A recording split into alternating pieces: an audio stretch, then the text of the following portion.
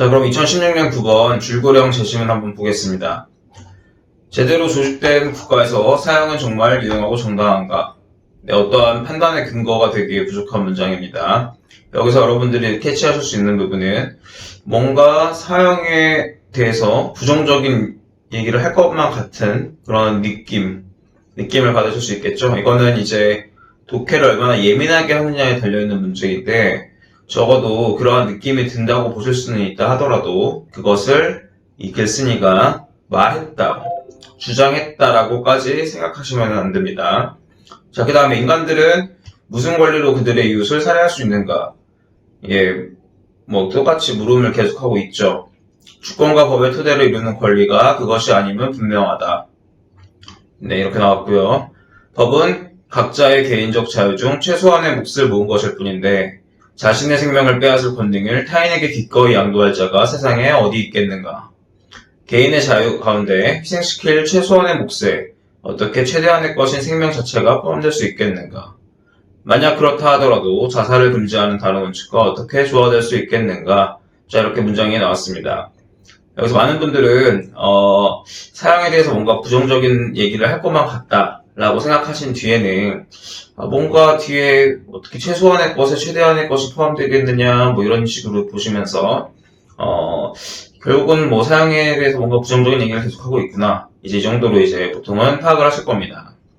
그건 이제 여러분들이 어떤 문장이 근거가 되게 적합하냐의 관점에서 보는 것이 아니라 자극적인 단어, 그러니까 중요해 보이는 단어, 어조에 더 신경을 쓰시기 때문이에요.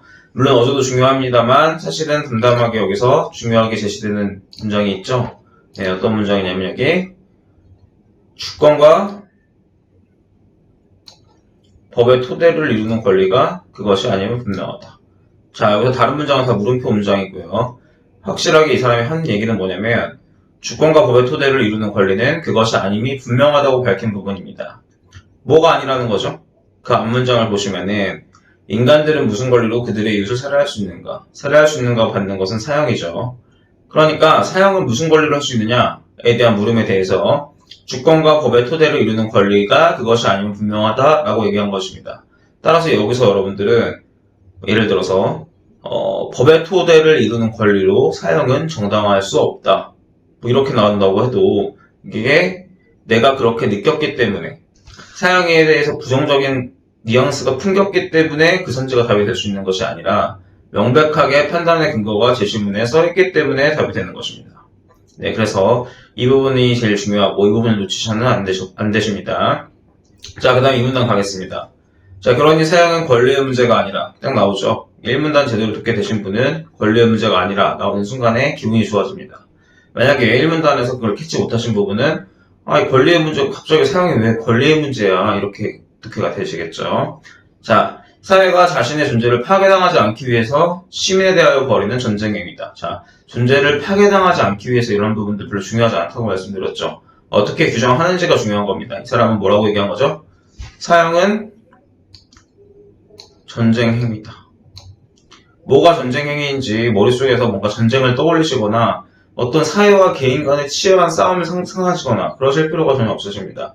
만약에 전쟁행위가 무엇인지를 판단해야 되는 문제가 나온다면 그거는 그때 제시문에서 구체적인 설명을 해줄 것입니다. 그러한 얘기가 나오지 않는다면 여러분들은 무엇이 전쟁행위인지를 의식하시면서 이해하려고 하실 것이 아니라 이 글쓴이는 사형을 전쟁행위라고 규정했다라는 것을 기억하시는 것, 그렇게 체크해 두시는 것이 훨씬 중요하다는 것입니다.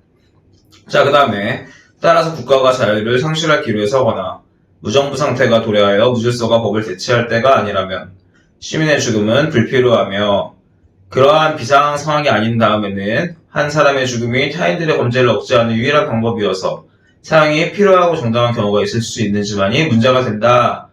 자, 여기서 이제 뭐에 관련된 얘기는 이제 물결문이 상실할 기로 혹은 무정부 상태 도래하여 무질서 법을 대체할 때가 아니라면 어떻게 된다고요? 시민의 죽음은 불필요. 그 다음에 뭐라고 얘기하냐면 비상상황이 아니다. 비상상황이 어떤 거예요? 국가 자유 상실할 기로 혹은 무정부 상태 도래하여 무질서가 법을 대체할 때죠. 비상상황이 아닌다면 뭐가 문제된다고요? 사형이 범죄를 억제하는 유일한 방법이어서 필요하고 정당한 경우가 있을 수 있는지만이 문제된다. 자, 이거 왜 중요하죠? 억제하는 유일한 방법이어서 필요하고 정당한 경우가 있을 수 있는지만이 문제가 된다는 거에서 어떤 정보가 나올 수 있나요?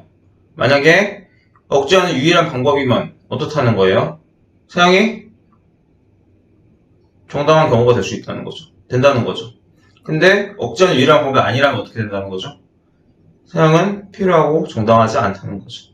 네, 그래서 결국은 여기까지 봤을 때 제시문에서 지금 무슨 얘기를 하고 있었나요? 처음에 사형이 정당하고 유용하냐 얘기하고 있었잖아요. 그쵸? 그러면 결국은 효과 부분, 궁금해하는 효과 부분은 뭐냐면 결국은 그래서 사형이 정당하냐 정당하지 않냐 이 부분이 중요할 거 아닙니까? 근데 그 부분에 대해서 지금 정보가 이렇게 제시가 되고 있는 것입니다. 그러면 3문단에는 어떤 내용이 나오겠습니까? 3문단에는 당연히 사형이 범죄를 억제하는 유일한 방법이라고 할 수 있는지에 대해서 나오겠죠. 그런 방식으로 여러분들이 독해하셔야 된다는 겁니다. 자, 3문단 들어가겠습니다. 자, 결심이 선 인간이 사회를 침하는 것을 사형이 막지 못한다. 자, 모든 시대의 경험이 입증하고 있다. 여기서 제대로 독해되신 분은 여기 바로 이렇게 체크가 된다는 거예요. 왜 그렇죠? 효과가 나오잖아요. 효과가. 지금 범죄를 사형이 막지 못한다는 것을 모든 시대의 경험이 입증하고 있다. 이 얘기 왜 하는 거죠? 아까 전에 사형이 범죄를 억제하는 유일한 방법인지가 문제가 된다고 하니까 지금 얘기 나오는 거잖아요. 그렇죠? 그래서 결국은 어떻다는 거예요? 사형이 범죄를 억제하는 유일한 방법이 아니라는 거죠. 그러면 어떻게 되는 거예요? 이 얘기를 왜 하는 거죠? 사형이 정당하지 않다는 얘기를 하려고 얘기한 거죠. 그럼 여기까지만 딱 봐더라도 사형 정당하지 않다. 이렇게 얘기가 할 수 있다는 겁니다. 자, 근데 많은 분들은 독해를 어떻게 하냐면 그 다음에 이것으로는 부족하다고 의심하는 이들을 설득하는 데는 인간의 속성을 살펴보기만 해도 된다. 인간의 정신에 여기 문장 나올 때까지는 그냥 결심이 선 인간이라든지 모든 시대의 경험이 입증하고 있다 이런 식으로 단어를 자극적으로 출제자가 써주니까 그쪽에 포인트가 넘어가는 거예요. 그래서 뭔가 비장한 얘기 같은 걸 하고 있는 것 같다. 이제 이런 식으로 생각을 하신 상태에서 내 마음에 와닿지 않는다는 거죠. 완벽하게 이해된 느낌이 안 든다는 거예요. 어떻게 오히려 그 다음에 그래서 어떤 식으로 독해를 하시게 되냐면 그 다음에 나오는 뭔가 인간의 정신에 효과를 미치는 것은 강도가 아니라 지속성이다. 우리는 우리의 감수성은 어떻게 영속적으로 영향을 받는다. 뭐 하는 것이 더 강력하게 억제한다. 이렇게 나오면 계속 어떤 생각을 하고 제시문 독해를 마치냐면은 뭔가 우리는 그런 지속적인 거에 더 영향을 많이 받는구나. 그리고 그냥 딱 독해가 끝나버리는 거예요. 그렇게 독해가 딱 끝나버린 상태에서 기업, 법에 따른 지배가 구현되고 있는 평화로운 나라에서 사형은 허용되지 않는다. 이렇게 나오면은 결국 사람들은 이거 뭔가 사형에 대해서 부정적인 얘기를 했던 것 같긴 한데 허용되지 않는다고까지 얘기할 거리가 되나? 이렇게 해서 조금 더 내가 봤을 땐 근데 아무리 봐도 이거는 허용되지 않을 것 같아. 라고 푸시거나 아니면은 그래도 허용되지 않는다고 단정하기는 좀 어렵지 않나? 이렇게 문제를 판단하는 그런 방식이 굉장히 많은데요. 자, 저처럼 지금 근거 위주로 독해를 하면 어떻게 되나요? 애초에 범죄를 억제하는 유일한 방법인지가 문제됐냐고 하는데 사형이 막지 못한다라고 하니까 범죄를 막지 못한다고 하니까 당연히 뭐예요? 허용되지 않는 거죠.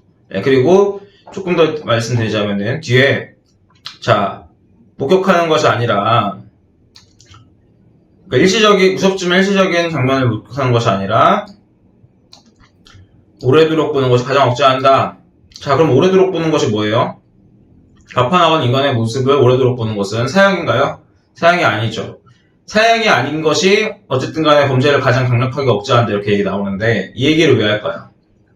왜냐면 아까 전에 범죄를 억제하는 유일한 방법인지가 문제되냐고 했으니까 기본적으로 선문단에서 이 저자는 사형은 범죄를 억제하지 못한다. 근데 만약에 그걸 의심하는 사람들을 위해서 내가 한마디 더 하자면 설령 억제할 수 있다 하더라도 다른 방식이 더 범죄를 강력하게 억제하니까 결국 뭐라는 거예요? 사형이 범죄를 억제하는 유일한 방법이라고는 할 수 없다. 이렇게 나온 거죠. 그리고 그 과정에서 사실은 이 문단에서 출제자가 제시문에서 뭐라고 썼냐면 권리 문제 아니라 전쟁 행위다라고 한 뒤 비상한 상황이랑 비상하지 않은 상황이 나왔죠. 그래서 비상한 상황일 때는 뭐 어떻다는 거예요? 허용되나요, 사형이? 허용될 것 같은 뉘앙스를 풍겼지. 그렇다고 예를 들어서 뭐 무정부 상태가 도래하여 무질서 법을 대체하면 사용은 허용되어야 한다. 이렇게 얘기한 적 없죠, 이 사람. 그냥 그런 뉘앙스. 허용될 수도 있다. 이런 뉘앙스를 풍겼을 뿐이 말한 바는 없습니다. 이 사람이 말한 건 뭐예요? 그죠? 비상황 사항이 아니면 사형이 범죄를 억제하는 유일한 방법이어서 필요하고 정당한 경우가 있는지만이 문제가 되고 그런 경우가 아니기 때문에 어때요? 비상황 사항이 아니면 사형은 허용되지 않는다 라고 명백하게 말하고 있는 것입니다. 그렇기 때문에 기억에서 법에 따른 지배가 구현되고 있는 평화로운 나라에서 사형은 허용되지 않는다. 이것은 뭔가 사형에 대해서 부정적인 얘기를 해왔기 때문에 그럴 것 같은 것이 아니라 명백하게 사형이 유일한 방법이어서 필요하고 정당한 경우가 있을지만이 문제가 된다라고 밝혔고 그 경우가 아니기 때문이라고 재심문에 써있기 때문에 허용되지 않는다라는 결론이 도출된 것입니다.